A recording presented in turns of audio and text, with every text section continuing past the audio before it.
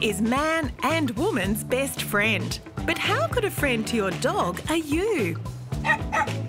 Are our dogs really happy? And can we use science to make them happier? To find out, we recruited 3 regular dog owners. Hi, I'm Claudia, and this is my dog Poppy. Hi, I'm Leanne, and this is little Roxy. This is Angus, and I'm Matt. Yes! We formed a team of experts and set up a daunting task.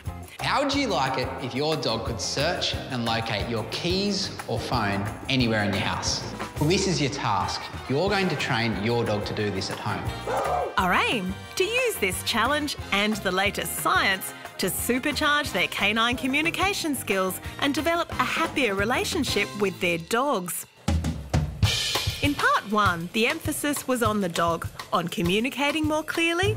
So the first thing we're going to teach your dogs is what's known as a bridging reinforcer, or a bridge. Yes! This is great. Yes! Perfect star. And learning to read what they're saying to us. The whole body shake is a very good sign that the animal is stressed. This time the focus is back on us, how our personalities impact dog happiness. People scoring higher in neuroticism tend to use excessive commands. It's an overload of information for the dog. And new technology helping you become the best possible life coach for your pet. It is the first app of its kind in the world designed to monitor and maximise your dog's quality of life or its happiness. It's all part of a new science dubbed dogmanship. I'm passionate about dogmanship simply because it turns the lens on the humans. But will it be enough to turn untrained pets into household sniffer dogs Roxy, get the phone. in just 2 weeks?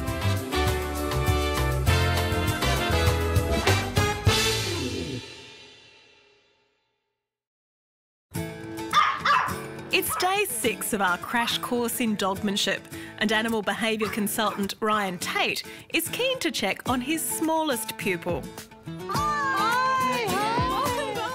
Roxy has already wowed Ryan with her progress so far. She's successfully formed what's called a bridge in her brain. This means when Leanne says the bridge word yes, Roxy gets a rush of pleasure because food is coming. Beautiful. Good girl. Leanne has then used this new way of communicating with Roxy to encourage her to target her phone. Any look towards it, movement towards it, I want you to bridge and reward her. So it's like a game of warm and colder. Yes! Oh. Okay. Alrighty, thank There you you.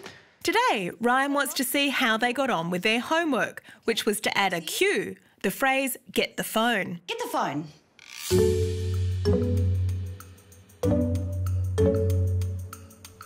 Yes, good girl.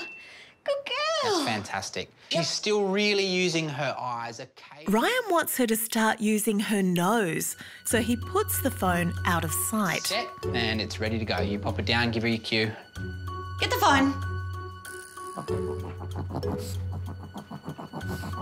Yes, good girl. That's what we're after. Girl. You know what was so good about that, Leanne, is that she didn't remember where it was. Did you hear her smelling? Yeah. She was searching the ground back and forth.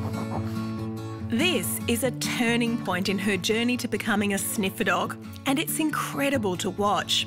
Leanne can't tell Roxy to use her nose. Roxy had to think for herself. How do I get that reward? Oh, like this. It's empowering for her, giving her confidence. That was so cute. You can hear her little nose when she hits the ground, almost snorting around and working hard for it. Ryan is so impressed he decides to push Roxy further, much further, and introduce the sofa. You ready? Yes. Right, Roxy, what's this? Hey. All right, go for it. Nice and quick. Roxy, get the phone. Not yet. She knows it's around there somewhere, but she's got to get a little closer. The steps and skills Ryan is sharing here are all based on the science called learning theory. So this is the process known as chaining or backwards chaining, where we train the finished product first. So the dog gets to the phone, that's what we've established. And now we start adding in all those complex layers of you're moving further away, you have to look for it. So the dog always knows where the finished goal is because that's where we started. But this time, Roxy has been pushed too far and needs help. Yes, good girl. Good girl. Before I thought she was ready for that step. Yeah. She's not. But we can't stop there. Roxy still has to finish every session on a success or she'll lose interest in this game. So Ryan tries to make it easier. So we'll grab these two cushions. Yes. Put them on the ground. Roxy! Ooh, what's that? And we'll put it just under there. Roxy, get the phone. But even the cushion concept proves a bit much for little Roxy. She just hasn't quite got the concept that it might be under something. Yes. Perfect. If you've got a couple of treats there, give her a jackpot. So good. Come here. Your timing was impeccable. She can rest for the day. You've done a great job. They are doing a great job, but there's still only 1 week left to turn a dog that's confused by under a cushion into a full-blown mobile phone sniffer dog. We'll check on the progress of our other dogs, Labrador Angus and surfing spoodle Poppy, later in the program. But for now, our 3 owners have some homework to do. So I'd just like you to fill out this short personality profile questionnaire. What we want to know is, how will our owners' personalities affect their coaching success?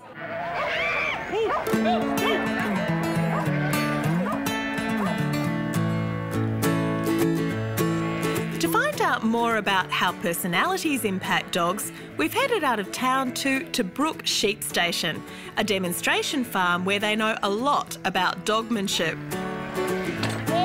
Right up, Betty, right up. It's just wonderful to watch. Great communication, great coaching, and dogs who are obviously happy in their work. With me is Dr. Elissa Payne.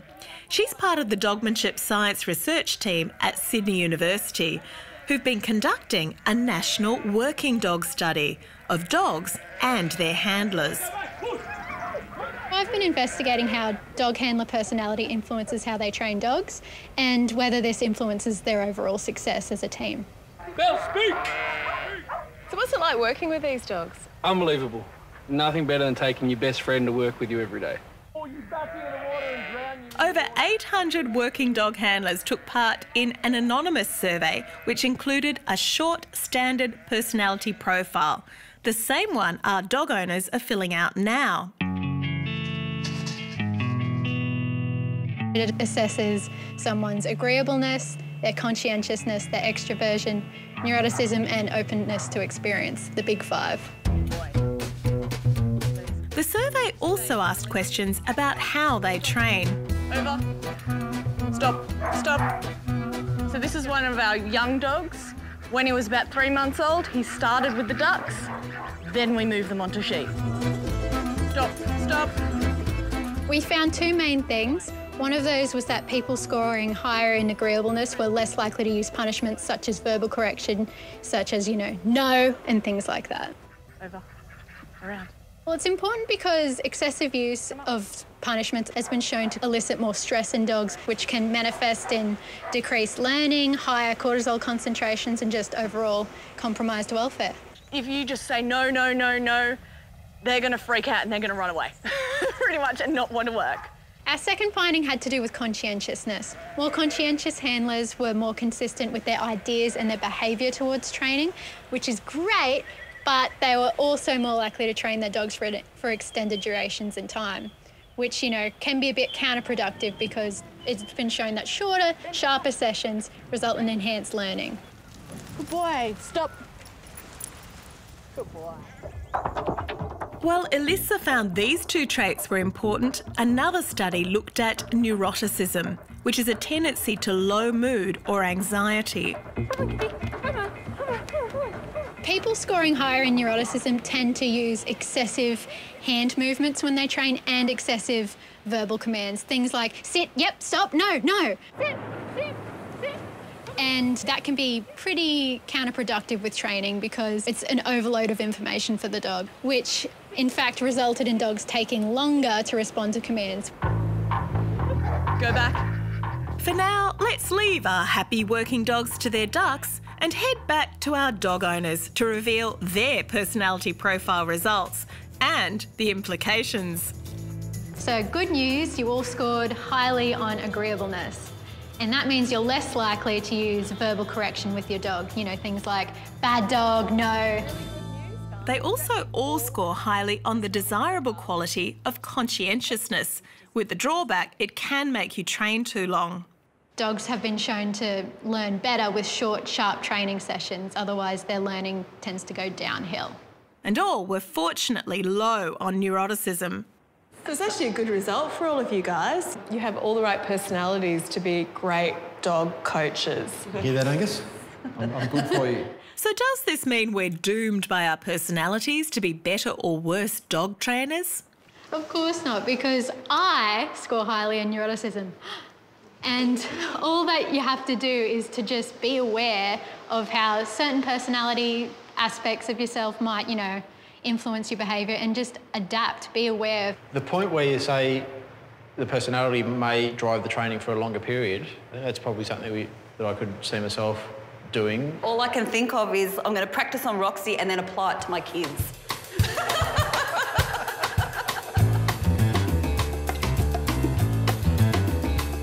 And new science is revealing even more ways we can adversely impact our dogs via our emotions.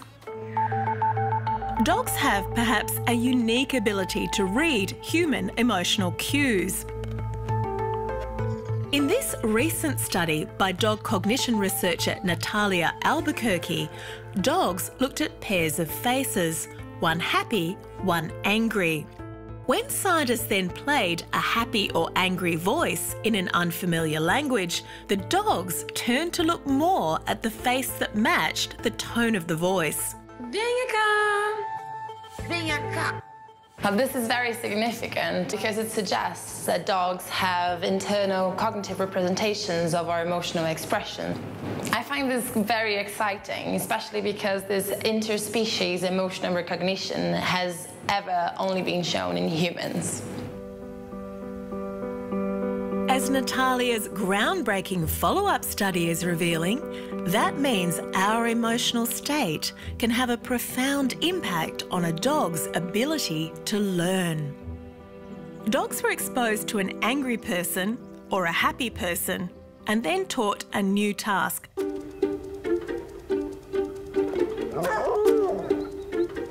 Our preliminary results are fascinating. When dogs were exposed to an angry person, it took them longer to solve the task, which may suggest that the exposure to an angry emotional display potentially slowed down learning. It points out how important it is to be careful about our own feelings and emotional expressions if we want to be a good life coach for our dogs. On the flip side, the benefits of positive emotions have also been revealed. In this extraordinary study, conducted by scientists from the famous Family Dog Research Project in Budapest. Amazingly, the scientists have taught dogs to lie perfectly still in a brain scanner. They achieved this almost miraculous feat through the same learning theory methods we're teaching our owners. The scientists then played the sounds of humans praising the dogs. Good dog, good dog. And watched as the dogs' pleasure centres lit up like Christmas trees. Even more amazing, the dog brains only responded positively when the tone of the voice matched the meaning of the words used. It seems our genuine praise makes dogs happy.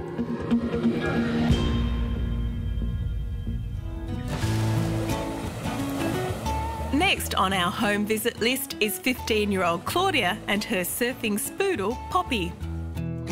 How are their communication skills developing in their quest for Poppy to become a wallet-seeking sniffer dog?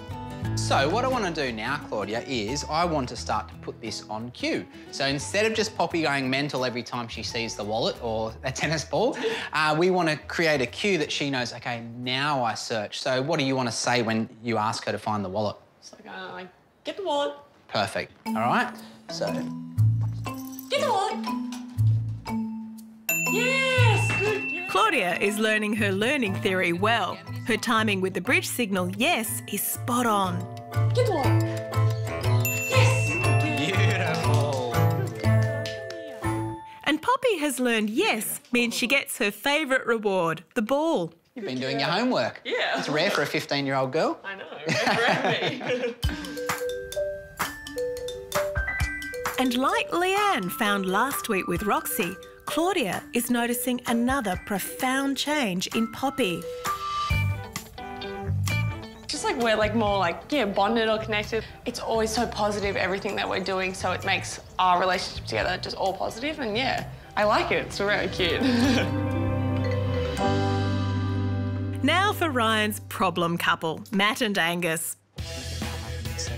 Last visit, Angus really worried Ryan because he hadn't progressed. So obsessed by the chicken, he won't switch his attention to the keys.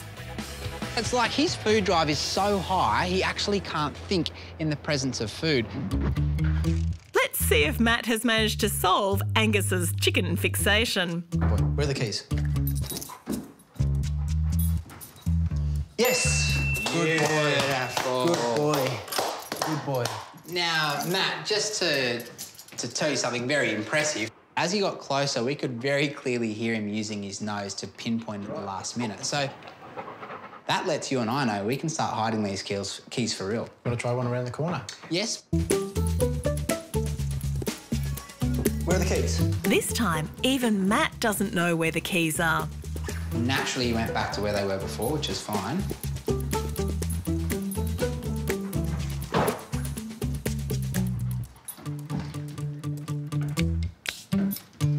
Yes! Yes! Yes!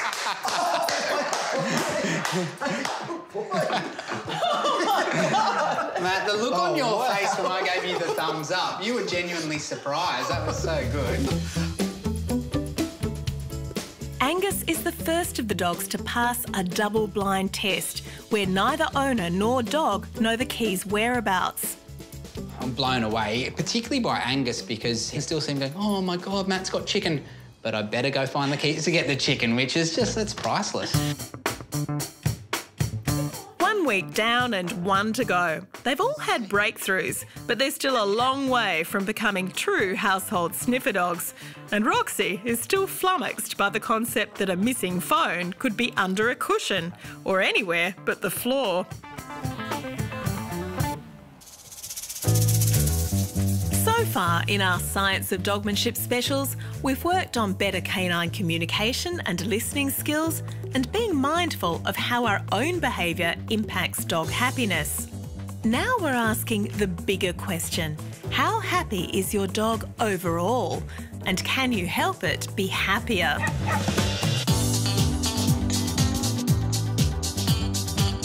This is one of those existential questions that's difficult enough to answer in people, let alone dogs. But Australian scientists have been working on a brand new technology to address exactly that. And a lot more besides.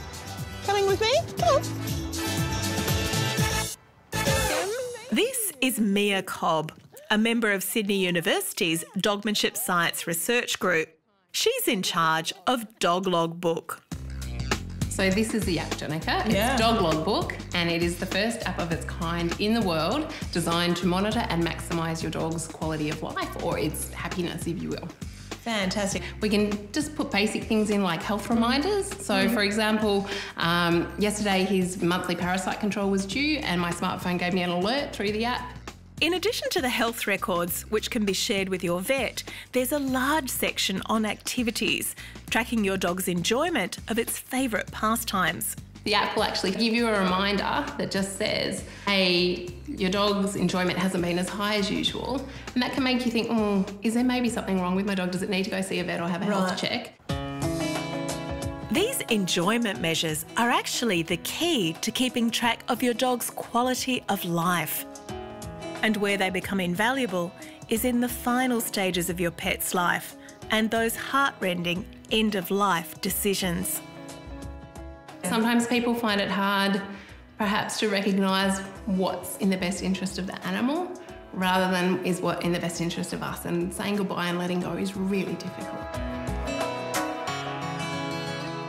But there's a lot more to Dog Logbook than the end of life. This is Sugar. Hello, Sugar. Little Shug. There's a section on puppies, helping you set the foundation for a long and happy life. You can see that she's been listening to vacuum cleaners. She's been for a car ride this week, so she's met a rabbit this week. And what the app does is say, well, that's great, you've done all that this week, maybe next week you want to introduce her to an older person. So it'll help guide that really appropriate socialisation that's going to make her a really robust and resilient dog in the future. That brings us to the final part of this Making Dogs Happy special. When you get a puppy, how do you set it up for a happy life? The fact is there are major life stresses every dog will face as a consequence of living in our world. And one of the biggest causes of unhappiness in many dogs is being left alone. Hi. Hello. So who's this? This is Banjo. Yes. So what does he do when you're out? He's become destructive. Anything left on benches, pulls it off, destroys it, rips it to pieces. I'm here with Dr. Joanne Righetti, a clinical animal behaviourist. Well, we've got cameras all set up, so let's go out and see what happens. Okay.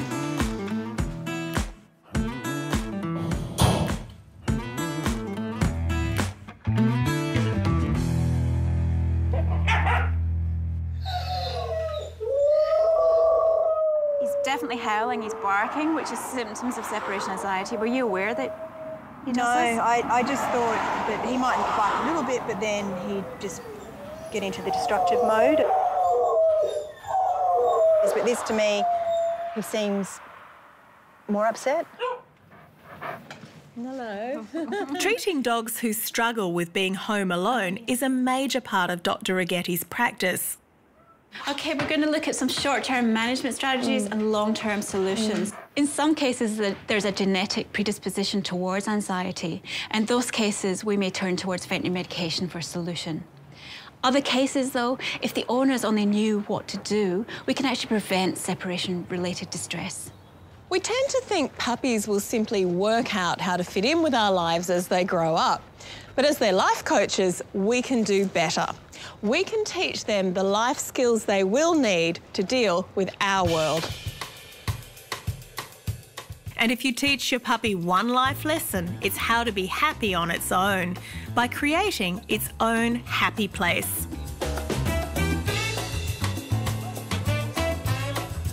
So this is crate training. And I reckon it's one of the best life gifts you can give your puppy. So right now, he's at the crate. I'm just going to leave a little treat there. So he thinks it's a really positive place to be. Creating a den out of a crate is really useful, but you can apply the same procedures to a mat or a bed. This is becoming a safe, happy place to be. And that's really good for making them feel comfortable, making them feel happy. And then you can go out and you can enjoy yourself, not feel guilty about leaving your dog at home. Notice the procedure? Great. Yes. Joanne is using the principles of learning theory to teach the dog this is its place. And of course, the door is only shut when travelling. So as time goes on, I might even introduce a command, like bed, crate, so that again becomes a positive. Crate. Joanne is communicating clearly, using reward in a timely fashion, reading when the dog says no, and maintaining a positive emotional tone for maximal learning. In fact, all the canine coaching skills we've been learning throughout the program are exactly the same techniques required to teach dogs the life skills they will need to live happily in our world. Like walking on a lead, coming when called, and being relaxed alone.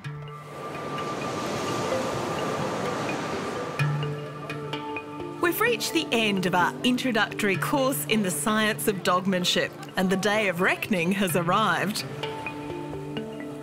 Well, it's 2 weeks today to try and turn regular household dog owners into household sniffer dog trainers. Yeah.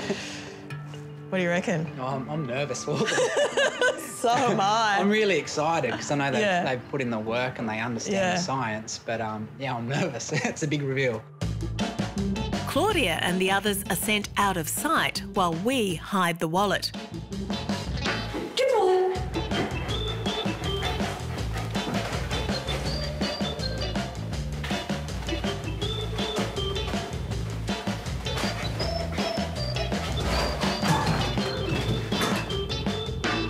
Yes, good girl. Good girl. Ooh, that's stressful. After that sensational demonstration, it's Matt and Angus's turn to face the stress. Angus, where are the keys?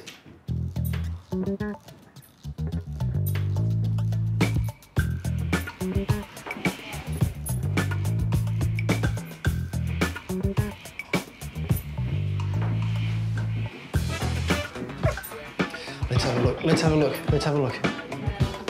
Yes! Good boy! Good boy! Oh, yeah, good boy. Good boy. Yeah, it's good, eh? Yeah.